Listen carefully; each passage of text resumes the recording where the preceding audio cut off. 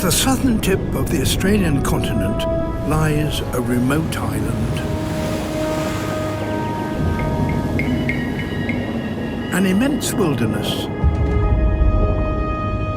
divided by mountains. It's a world of ancient forests, of pristine rivers, and a coastline that's both wild and beautiful.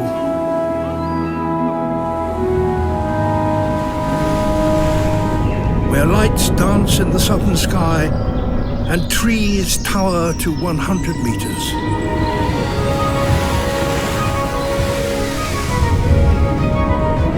This is Tasmania, the weird and wonderful isle at the bottom of the world.